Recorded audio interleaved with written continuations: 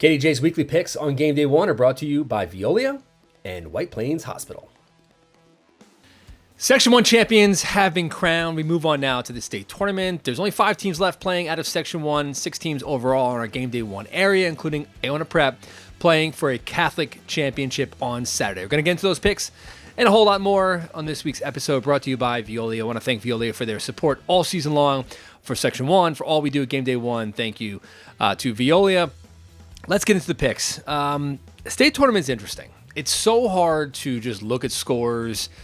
Usually there's no overlap. There's no way to kind of compare scores.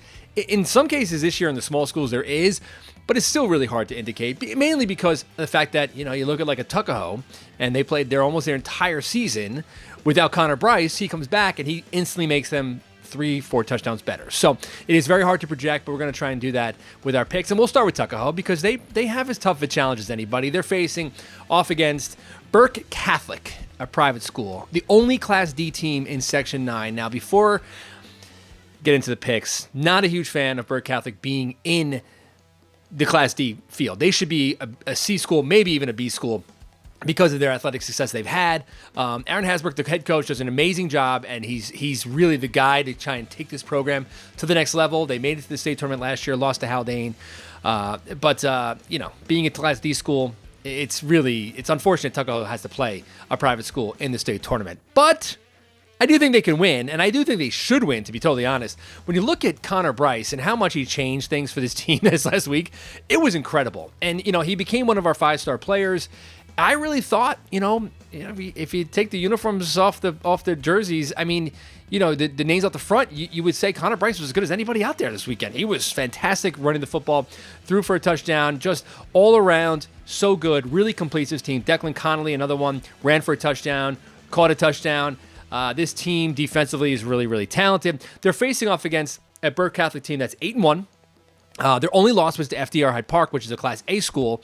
They did beat Chester. They beat Chester 12-0, which is a little bit of a closer game and bigger battle than maybe you would have expected, considering that Tuaho handled Chester in week 0 with Connor Bryce at quarterback pretty well. So I think Tuaho goes into this game as a favorite. They are going to be able to throw the ball. Burke Catholic's pretty big. They're a physical team. The quarterback for Burke Catholic, Tim Brogan, is very talented. I think that this is a definitely a challenge. I don't know if weather is going to play a factor in this game. I think if weather is a factor, it may favor Tuaho. But this game at Arlington, 4 o'clock on Friday. Brogan's thrown for 868 yards, 11 touchdowns. They do have some good backs. They're all around. They're probably a little bit deeper than Tuaho, but I don't know if they're as good. And I think the Tigers win. I think they move on to the Class D state semifinals. I like Tuaho to win 28-24. Moving now to Class A, which is Somers, 2-time defending state champions. They have breezed through the regional tournament the last couple seasons, especially in the quarterfinals. They take on AAL Park on Friday night in Albany. This is a 2.5-hour drive to play a regional game, which is interesting to play a regional game. They're facing off against the Section 2 champion, and Somers is in good shape. You look at last week, they get through Rye. It's going to be built up as the state championship, and I think looking back in a couple weeks, they're going to say maybe that was the state championship if Somers was able to kind of go on and win a third in a row. They got to get through this game first. They're facing off against an AAL Park team that already lost this regular season to Mayapack in week 0. So, again, you very rarely see a Section 2 team have a point of reference like that. They're just not going to be able to match up, line up, and stop Somers. I mean, it's basically all it comes down to. Miguel Iglesias, threw the ball well all season long. Mason Kelly ran the ball, and then they just kind of threw in this whole thing about Miguel Iglesias as a runner last week against Rye. Rye couldn't stop him. I don't think AAL Park can. I think Somers goes on. They win this game 29-7. On the road. This game will be impacted by weather because it's not supposed to be really bad weather, maybe even snow on Friday night in Albany. But the Tuskers move on, as I said, 29-7. Move now to Saturday, where you have Valhalla taking on Chester in the Class C regional state quarterfinals.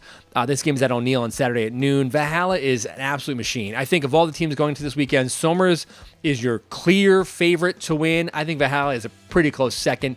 Chester, again, they lost in the regular season to Tuaho. I think Valhalla is just so talented. They're really riding high. The second half that they played against Dobbs Ferry not only gives me belief that they can win, they should win this week. I think they can win next week too in the state semifinals to get to the Carrier Dome. I think Valhalla is that good. They're that complete. I think Coach Dan DiMatteo has done an exceptional job this season with this team. It was my first time really seeing Valhalla live in a full game like that. Watching what Brady Teeter, Luca Cavallo, this defensive front can do. I think defensively they are so stout. I think that this is a team that has a chance, as we said, to be playing past Thanksgiving weekend into December and in the Dome. They have to win this week first. I think Valhalla wins 35-20. And again, it's really not as close as maybe the final score would indicate. Chester can move the ball. They have really good athletes. They can get up and down the field. But when all said and done, I think Valhalla moves on in this game. We move on now to Class AA. Again, Catholic school playing in the New York State tournament. North Rockland has their hands full on Saturday. They're also up in Albany. The game's at Lansingburg High School, taking on Christian Brothers Academy of Albany, back in the state tournament yet again. Carmel's beaten in the last couple seasons.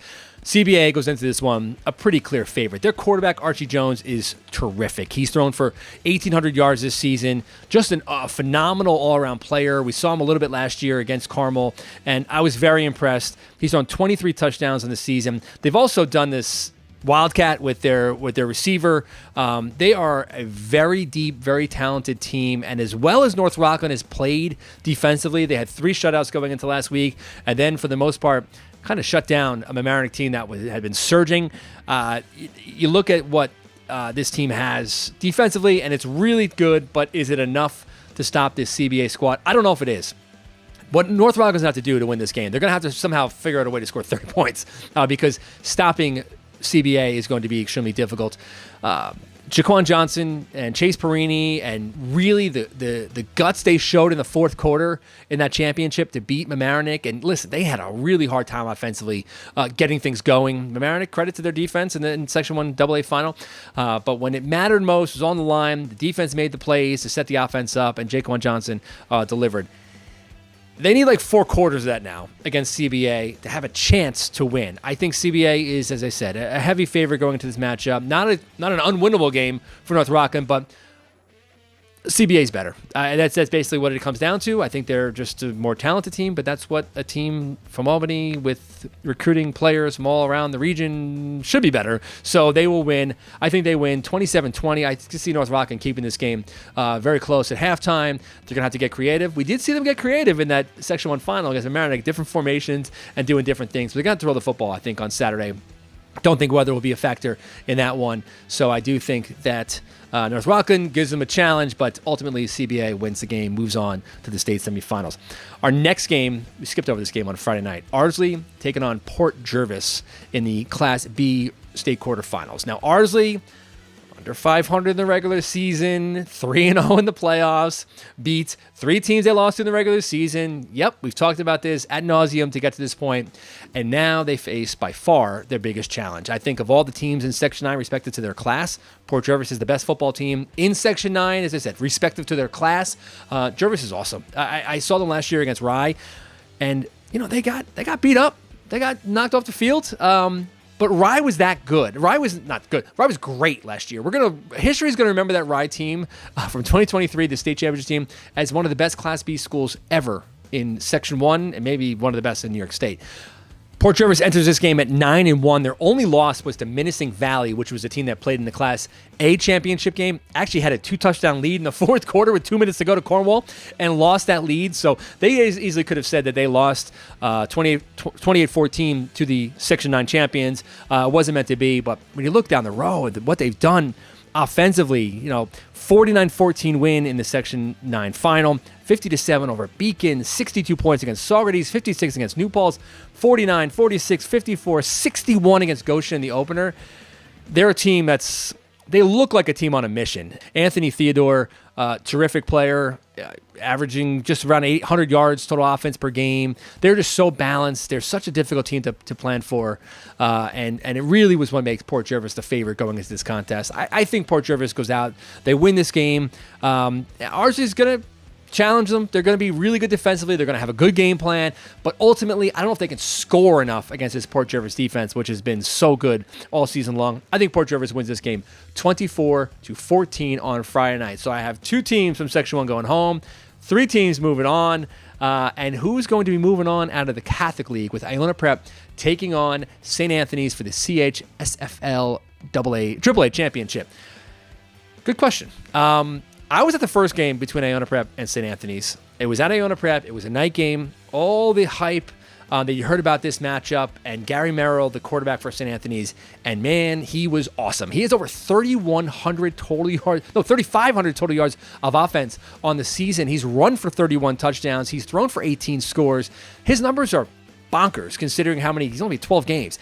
He is the real deal, and he is going to be drawing every bit of emphasis from this Iona Prep defense, which is healthy again. Gabe George in that game got hurt for Iona Prep. Him leaving really changed the complexion of the game. They still won it. It was still 48-40. It really didn't feel like a 48-40 game. They were up by a couple scores at one point. For most of the second half was Iona Prep. St. Anthony scored in the final play of the game to make the score closer than maybe it really truly the game was. I think Iona Prep is a decided favorite. Julian Guzman, the way that he has developed at quarterback and the way Crew Davis has come along, this offensive and defensive line for Iona Prep. I went out there this week and just, you marvel at the depth of talent that Iona Prep has, considering the number of injuries that they've had, with Stephen Dowdy Jr. getting hurt.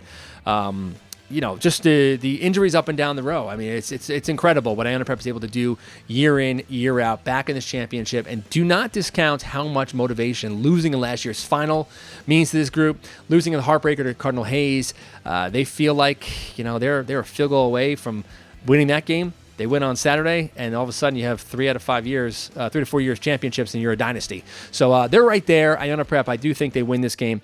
I think they take care of St. Anthony's. I'm going to say 38-31. It's going to be almost an identical game where it's not going to be as close as a 7-point game. I do think that Gary Merrill goes up and puts up his 400 yards of offense like he does.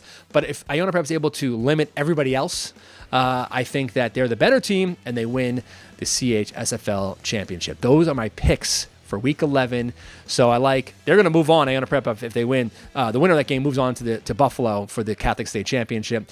And I like 3 other teams, as I mentioned, moving on to the state semifinals with the trip to the Dome the following weekend on the line. Thanks for watching our picks. See you soon.